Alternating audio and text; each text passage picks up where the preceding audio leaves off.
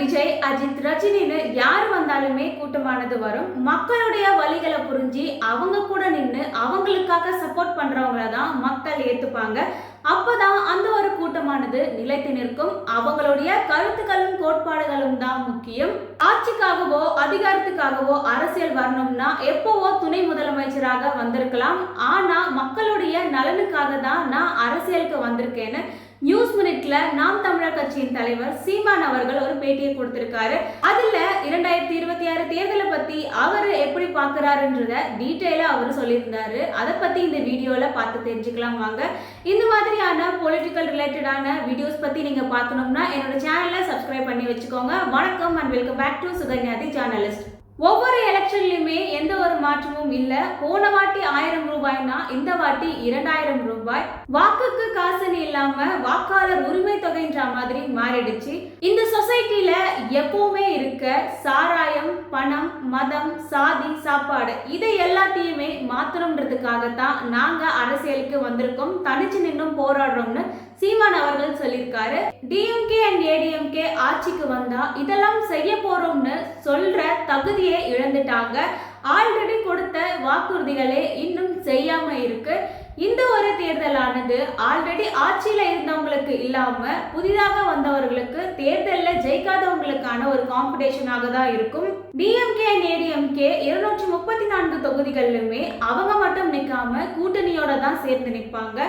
TVK and NTK 234 தொகுதிகளிலுமே தனியாக நிக்க போறாங்க. அது மட்டும் இல்லாம டிஎம்கே அண்ட் ஏடிஎம்கே ஒரு பழைய கோட்பாடுகளோட தான் இருக்காங்க. திராவிடியன்ற ஒரு கோட்பாடானது அவங்க கிட்ட இருக்கு. நாங்க தமிழியன்ற ஒரு கோட்பாடோட இருக்கும். மும்மொழி கொள்கையானது மோசடி கொள்கையினும் இருமொழி கொள்கையானது ஏமாற்று கொள்கையினும் சீமான் அவர்கள் சொல்லியிருக்காரு. ஒன்றிய அரசானது மும்மொழி கொள்கைன்னு சொல்றாங்க, திராவிடியன் மாடலானது இருமொழி கொள்கைன்னு சொல்றாங்க. ஆனா எங்களுக்கு ஒரே மொழி தான், அதுதான் எங்களுடைய இனம் வாழ்வதற்கான ஒரு மொழி, எங்களுக்கு பிடித்தமான ஒரு மொழின்னு சொல்லியிருக்காரு. எங்களுக்கு வேணும்னா மற்ற மொழிகளை நாங்க படிச்சுப்போம், ஆனா ஒரே மொழின்றது தான் எங்களுடைய கொள்கைன்னு சீமான் அவர்கள் சொல்லியிருக்காரு. டிஎம்கே 5000னா ஏடிஎம்கே 10,000 ரூபாய் கொடுப்பாங்க. பெண்களுக்கான இலவச பேருந்தானது டிஎம்கே கொடுக்கறாங்கன்னா ஆண்களுக்கும் இலவசமான பேருந்தானது கொடுக்கப்படும்னு ஏடிஎம்கே சைட்ல இருந்து சொல்றாங்க. மக்களுக்கு ஆல்ரெடி இந்த அரசியல் மீது ஒரு வெறுப்பானது இருந்துட்டு இருக்கு. இந்த ஒரு அரசானது கரப்ஷன்ல இருக்கு. முறையற்ற ஒரு நிர்வாகமானது இப்போ நடந்துட்டு இருக்கு. மண்ணில் இருக்க நீரெல்லாம் உறிஞ்சி அதை சேல் பண்ணாலுமே நம்மளால நீரை சேமிச்சு வைக்க முடியும். ஊர்ல இருக்க மரம் எல்லாமே வெட்டினாலுமே பசுமை திட்டம்ன்ற ஒரு திட்டத்தை கொண்டு வந்து மரத்தை எல்லாமே காப்பாத்தலாம். ஆனா நம்மளுடைய வளங்களான மணல், மலை எல்லாமே எப்படி நம்மளால உருவாக்க முடியும்?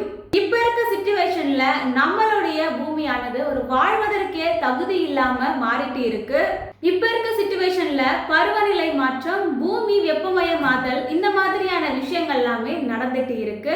இந்த நிலப்பரப்புல 70% நீர் இருக்கு, 20% நிலப்பரப்பு, மீதி இருக்க 10%த்துல காடு, மலைன்னு இருக்கு.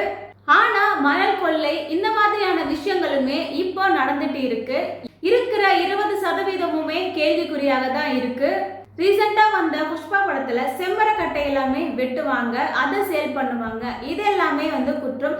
ஆனா அந்த குற்றத்தை தடுக்க நினைக்கிற ஃபகத் ஃபசில வில்லனாக நினைக்கிறாங்க. இந்த சொசைட்டியே ஒரு சமூக குற்றத்தை செய்யறவங்கள தான் கதாநாயகனாக பாக்குறாங்க. அதை தடுக்கிற சட்டத்தை வில்லனாக பாக்குறாங்க.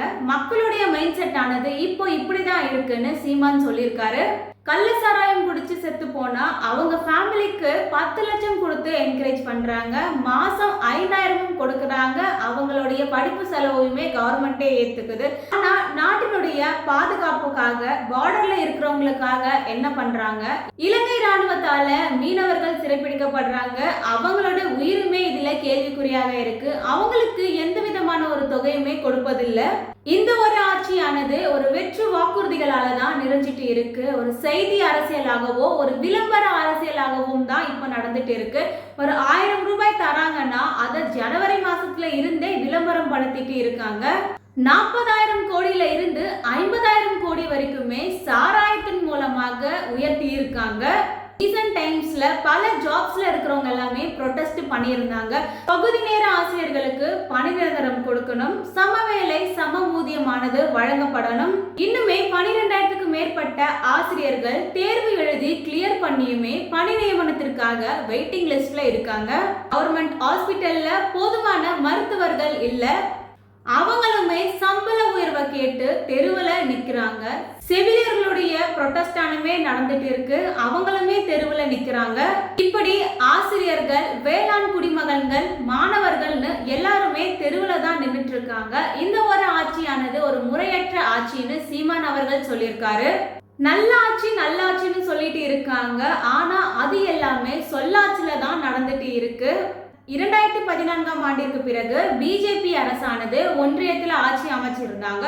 இவங்க வந்ததுனால ஒரு மாநிலத்துல சுய ஆட்சியானது நடத்தப்படலைன்னு இவங்க சைட்ல இருந்து சொல்லிட்டு இருக்காங்க.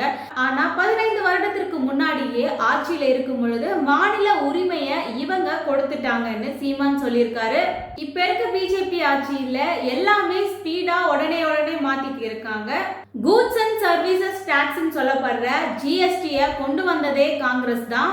ப்ரூவல் லா ஆஃப் ஸ்நாச்சிங் பீப்பிள்ன்றத கொண்டு வந்ததுமே என்ஐஏ காங்கிரஸ் தான். ஆனா அதை செயல்படுத்தியது பிஜேபி.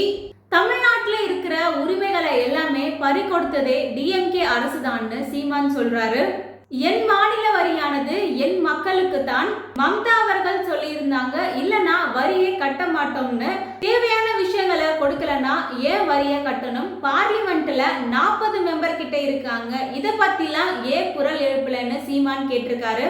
சீமான் அவர்கள் ஆட்சிக்கு வந்தா 100%த்துல 75% மாநிலத்துக்காக, மீதி இருக்கிற 25% தான் பொது நிதியாக கொடுக்கப்படும்னு சொல்றாரு. இந்த ஒரு பொது நிதியை வச்சு வெளியுறவுத்துறை, பாதுகாப்பு, பணம் அச்சிடுதல் போன்ற எல்லா விஷயங்களுமே இதுல பண்ணிக்கணும். எங்களுக்கு தேவையான கல்வி, மருத்துவம் இதெல்லாமே அவங்க சைட்ல இருந்து கொடுக்கணும். அதிகாரத்தையுமே நிர்வாகத்தையுமே பரவலாக்க வேண்டும்னு அவர் சொல்றாரு. ஒரு உறுப்பினர் கூட இல்லாம, எந்த ஒரு அதிகாரமும் இல்லாம நாங்களே இந்த அளவுக்கு குரல் எழுப்புறோம். எல்லா அதிகாரத்திலுமே இருக்கக்கூடிய நீங்க ஏன் எந்த ஒரு குரலையுமே எழுப்ப மாட்டீங்கன்னு சீமான் கேட்டிருந்தாரு. வாக்குக்கு காசு, இங்க இருந்து தான் கரப்ஷன் ஆனது ஸ்டார்ட் ஆகுது, இத மொத்தமாக வெறுக்கிறேன்னு சீமான் சொல்லியிருக்காரு. மக்களுக்கு ஒரு தலைவர் சேவை செய்யணும்னா ஏன் அதை ஒரு முதலீடாக போட்டு வரணும்? மக்களுடைய சேவைக்காக வராங்களா, இல்ல இது ஒரு முதலீடா?